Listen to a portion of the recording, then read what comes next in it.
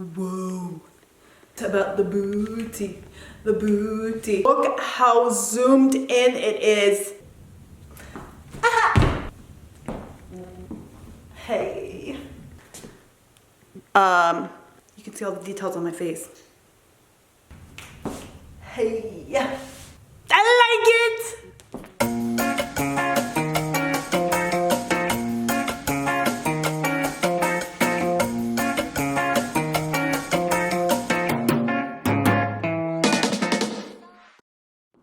Hi friends, welcome back to my YouTube channel. I got my Christmas tree up. Okay, there's a funny story about this. Me and the hubby went into the mountains to find our tree. It's tradition. We cut down our own tree and we found this tree and it's a little wonky, guys. It's wonky. Just like 2020. This is gonna be our joke for the holiday season.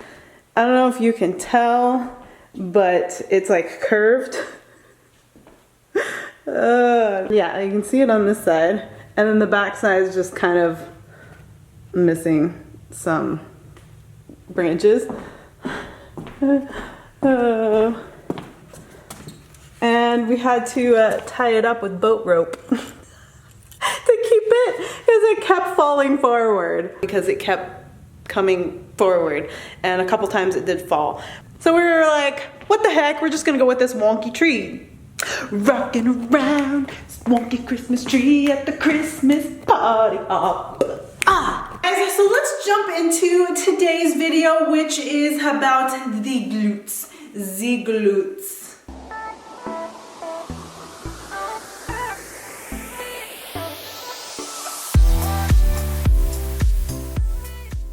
So if you've been following me for a while, you know I've done in the past secret to a butt, and it's not squats. While squats is a really good exercise for the booty still, but it's a compound exercise. So it works more than just one muscle. But if you just wanted to focus and isolate on your glutes, there are other exercises for that. So if you've ever watched those past videos, I've shared a combination, a variety of exercises that can be done that'll isolate the glutes and help make them stronger. So right now, a lot of us are stuck at home. Our gyms are closed down. We don't have access to a lot of weight. In order to grow glutes to a significant size, build a good amount of strength in your glutes, you need weight, you need progression overload. So if you just watched my recent video a couple weeks back, I talk about progression overload, about gaining strength just in general. And what you need to do is focus on progression overload over a period of time. So that means increasing your weight for the selected amount of reps that you're doing over a period of time so you can grow and strengthen whatever targeted muscle that you want to grow and strengthen. So I want to discuss a few things and show you guys some exercises that you can do at home that'll help you guys be successful in shaping and strengthening and tightening and firming that booty.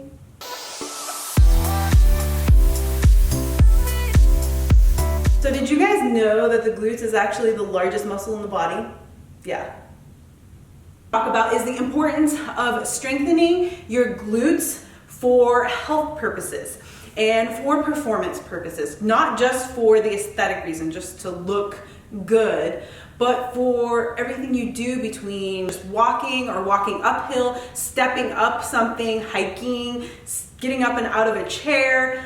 A combination of those movements actually require glute strength and require your glutes. Now, if you have weaker glutes, you're gonna overcompensate your hips, your knees, your back, getting muscle imbalances. So you can end up with kind of a crooked side, or one side looks bigger, more developed than the other, or you might end up with injuries, or things get out of alignment, or things just start getting wonky. Like my Christmas tree.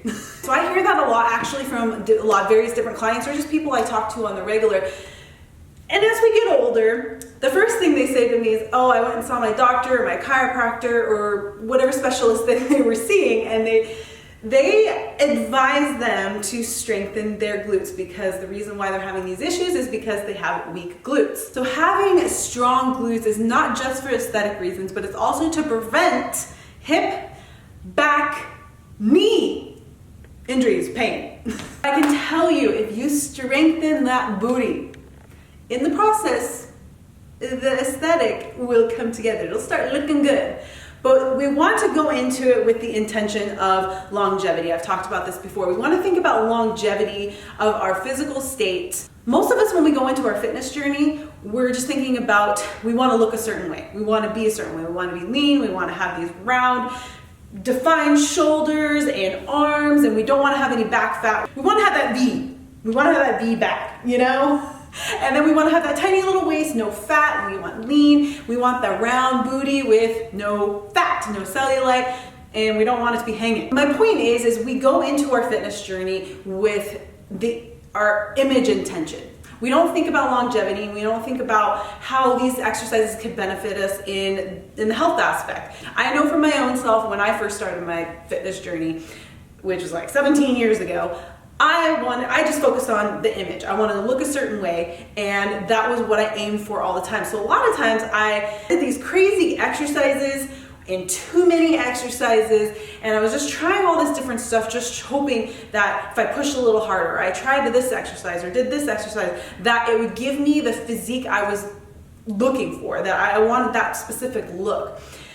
Over time, training this way and not thinking about the health of my body, my joint, I wasn't thinking about the progression of it. I wasn't thinking about strengthening and the agility, the mobility, the flexibility that goes with this fitness lifestyle. As I've been doing this over many, many years, I've progressed, I've gained knowledge, I've been learning, and I've learned from my own mistakes and injuries that I caused myself because I was training for image. I wasn't training for the health aspect. Give some examples. I started having knee issues. I started having shoulder issues.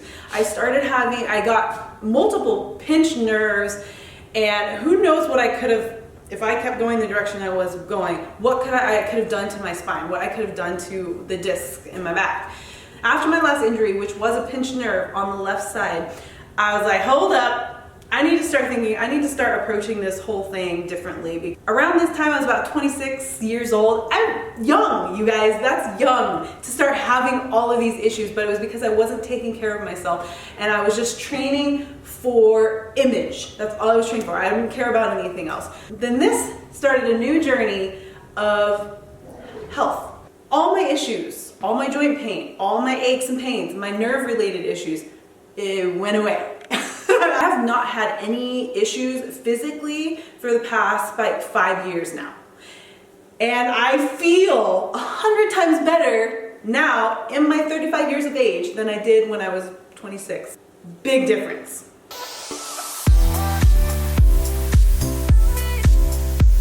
You guys are going to the gym, maybe you're at home, you're doing something, maybe you're struggling with your squats, maybe you're struggling with certain exercises, maybe you're struggling with unilateral exercises, which means one side at a time.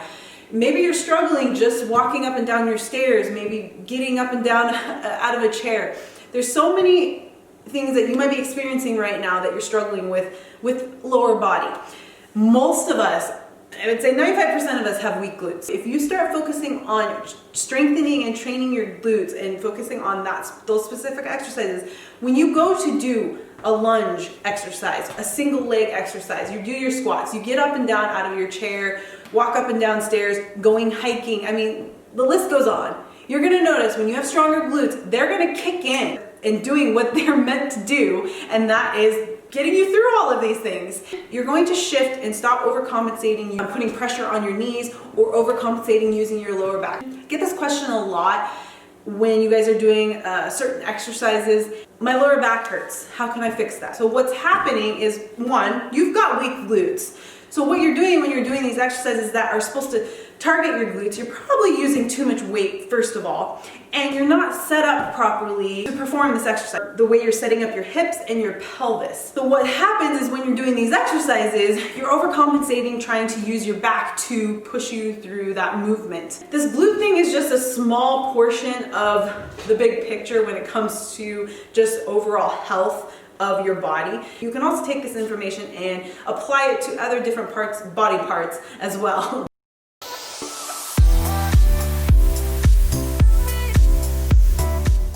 Hi guys, welcome to my floor. Say hello to my nice chest. It's going to help us demonstrate this movement. In order for us to strengthen our glutes properly, we need to understand the movement and we need to do it correctly. A lot of us are doing it wrong. So the first thing you guys do, your upper back goes on there. And then you're not way out here, your feet aren't like way over here. You just want that perfect, that kind of that L shape in your leg. Most of us, when we are doing our hip thrusts, we're kind of going like this. So you can see how I'm overcompensating, I'm arching my back, my belly button's going to the ceiling. So that movement is more anterior. So you're gonna end up pushing more through your quads and more through your back and not isolating those glutes. This is wrong, okay? You're not gonna be working your glutes. You're gonna be working your neck, you're gonna be working your back, probably hit your quads, maybe putting pressure on your knees. It just varies from person to person, so you might be able to relate with one of these. So a simple adjustment to a hip thrust, you want to keep your chin tucked the whole time. The reason of having that chin tucked, it protects your spine, but it also helps to keep everything supine. It keeps everything in line. What happens when you're looking up, you're going to be pinching the back of your neck and straining your neck more than you are working your glutes here. And you need to be practicing this without weight. Okay, we want to develop a good habit. You can put your arms here on a bench or wherever you want, or have them here, just wherever's comfortable for you. Keeping that chin tucked. So then what you're gonna do is you want to think of bringing your belly button to your spine and tilting the pelvis to the ceiling. So watch what happens. I'm here. See how I just completely straighten out, bringing that pelvis up? Now I'm really hitting my glutes. My glutes are activated right now. I am protecting my spine, protecting my neck by down, forward, down, pelvis thrust, down. My core, my back, everything is just in line with each other. They move down, they come up. My pelvis tilt up. You're going to feel it right there in your glutes. Just even practicing this motion. Glute bridge is where you're on the floor. Same thing applies. This is what it looks like. Down, up, down, up, down, tilt, chin tucked, tilt. So you see how I look there? You don't want to be like this. And then you don't want to be like half-assing it like this. If you're doing it correctly, you're going to feel it. All in that booty area and the lower booty. So you need to be practicing that first before you're adding weight. You want to get the right motion. Maybe watch yourself in a mirror, maybe record yourself to make sure that you're doing it correctly. Once you have that technique down, the correct form, then you can start adding various different things to increase intensity. Bands, dumbbells, or if you still have access to a gym, you can go to the booty builders. Some of them have this that you can strap in, or you're using a barbell to hip thrust. Cool, guys, I'm gonna sweat on. So that is just a basic breakdown of the hip thrust and the glute thrust, which is going to be, it's like the squat for glutes. So the hip thrust is going to isolate your glutes. It's going to be your glutes are going to be primary. Now it doesn't mean that other different parts, different muscles will be engaged and be working too. So hamstrings, a little bit of hamstrings, a little bit of quads. You're working your core, but the primary is going to be glutes. So once you have those basics down, you have that understanding, practice that. You don't need weight. You don't need to add weight. You don't need to add anything right now. Practice that, especially if you're just new to this, or you have weak glutes, or you might be dealing with hip pain or back pain or knee pain. Make sure that you are doing the correct form, the correct technique, because otherwise it's going to do nothing for you. It's defeating the whole purpose. Practice that pelvis tilt, that thrusting up. You want to think of bringing your glutes in, like squeezing them in inwards and tucking, pulling that belly button towards your spine and your crotch, your pelvis going bing up to the ceiling. It's kind of dirty, but it's effective.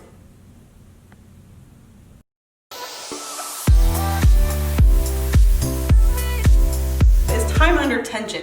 You don't want to be pumping through that movement. Control it. slow. So time under tension means going slow and your movements are controlled. So you're consistently contracting that muscle, going up and coming down. Because if we're going too fast, when you go too fast is you're kind of skipping the full contraction, the full engagement of the muscle. So if you're going really fast and you're just pumping really fast, you jump into that exercise, you move really fast, you miss the first part of the contraction engagement of that muscle, but then you kind of contract it, engage at the top real quick, and then you release. Don't do that. Don't go fast. So it's time under tension, so it's slow. It's contracting, squeezing, come up, squeeze, and you come up to the end of your movement, and then as you're releasing, but you're still squeezing until you get to the bottom, then you release. So you want to think of contraction and mind to muscle connection the whole time until you complete the full movement. You're going to maximize and you're going to benefit from the movement more when you are controlling that movement. Time under tension, and especially being stuck at home and being quarantined at home right now, you're not going to a gym. This is how you're going to benefit and how you're actually going to make progress at home by applying these simple techniques and these simple rules to your training.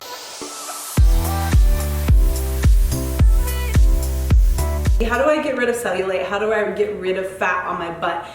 You guys, you could be a bodybuilder and you could be lifting heavy amount of weight and you could have very big, strong glutes. But if you have a higher percentage of body fat, depending on your body type and where you mostly store your fat, women, it typically can be in your hips, butt, and legs. And how your body is designed, how it is set up naturally, you have muscle and then body fat goes over top muscle. If you have a higher percentage body fat, you're gonna have fat there. You're gonna have jiggle. You might have cellulite. This is gonna vary from person to person. Now, I know for my own self, when I have a higher percentage body fat, I have more fat in my butt and I have more cellulite. I have more dimples, especially in the lower part of my booty. And I get some in that under booty, underneath, going down into my legs. That is very common. But as you get lean, obviously, depending on where fat gets burned off first, that muscle underneath the fat is going to start to show. It's going to look more tight, it's going to look more firm, and more defined. You cannot spot reduce fat. You can't say, hey, I want to get rid of fat just right here. That doesn't happen. It's an overall thing. The way your body is and how it burns fat, how it decreases body fat naturally, it's an overall thing.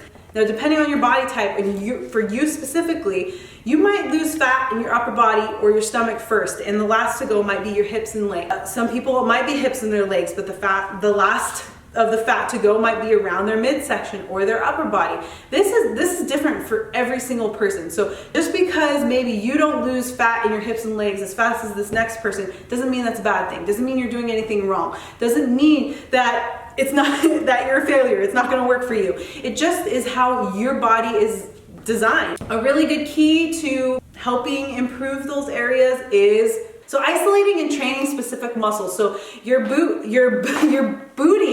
so your glutes and your hamstrings, the back of your legs. Focusing on exercises for that area. The more you shape, strengthen, and define, build muscle in those areas, the more muscle you have, the more calories you're gonna burn. So the more muscle you have, as you decrease body fat, it's going to be more defined, it's gonna be more tight, it's gonna be more shaped. Now, it doesn't mean that when you get down to, okay, I'm really lean, but I still have a little bit of dimples on my butt. That's natural. I'm lean for my age, my height. I have a lot of muscle on my butt, but I still have a little bit of dimples on my booty, especially if I squeeze it or when I walk. It's there. I still have fat on my booty. My glutes are strong, even though they aren't like hard and round and there's no fat on my butt. They are strong and they are healthy and they help me in massive amount of things that I do, especially with my hiking, especially with the sports that I do, and especially with a lot of the intense, like ninja crazy exercises I do at the gym. It has helped me so much and has eliminated knee pain, has eliminated hips. I've gotten more balanced in my butt and my legs, and I don't have that lower back pain. I used to have that. As you listen to information, you gain knowledge, you educate yourself on everything as a whole, you're gonna start seeing more success in what it is you're setting out to do. and you're gonna start making progress. You're gonna start getting the results you want. But we can't half-ass things, start one thing and give up, and then start again and give up. We have to be consistent. Consistency and being realistic with what it is that you're trying to achieve.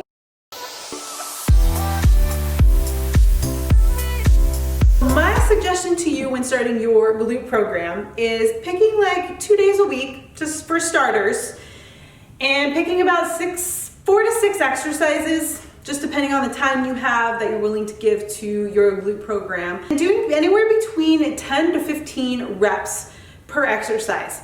You could do about 4 sets. I wouldn't push it anymore. Remember that time under tension, don't be rushing it. And then as you get conditioned, as you get stronger, as you get better, then you can start adding weight, you can start adding resistance band. And sticking with those exercises for at least maybe 4 weeks, 6 weeks, somewhere in there before changing it up again. The reason being is if you want to progress and get better at a specific exercise, you need to be consistent with it and you need to be doing it long enough. A week is not long enough. 2 weeks is not long enough, especially if you're only doing those twice a week. 4 weeks is a good goal to meet, or 6 weeks, just depending on your goals with that. Focus on strengthening your glutes, and then as you get better with that, the desired look is going to come with it. It's going to float, it's all going to come together as it should. I hope you guys enjoyed today's video. Don't forget to like and subscribe. Turn on post notification. Yeah, so you don't miss my video, so you know when I post a video. Thank you guys so much for tuning in for today's video. I hope you enjoyed it. I hope you got some useful information, and I hope you enjoyed these exercises. And good luck on getting a strong behind.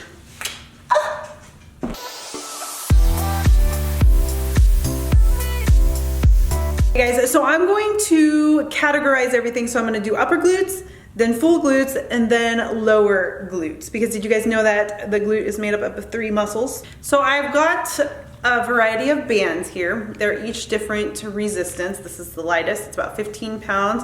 This is next, I think this is 30-pound resistance, yep. And then we've got 60, and then we've got 80 pounds, the purple. And then this is, I believe this one's 60 pounds, but this is a non-slip band. So it's fabric and then it's non-slip. So if you find that these slip on you or roll, these don't. But you have you're more limited with this in what you can do versus like these ones. So you kind of have to pick and choose, but I get my bands are from the X bands, and I have a code HUNNYBUNSFIT, so if you guys want to use that to get your bands for these exercises, these will help strengthen, help you improve, and it'll help shape what you have, but it's not going to grow your booty. I'm just going to tell you that right now. You need weights, you need progression overload, and you need to be eating in a surplus, so you need to be eating extra calories in order to grow the muscle.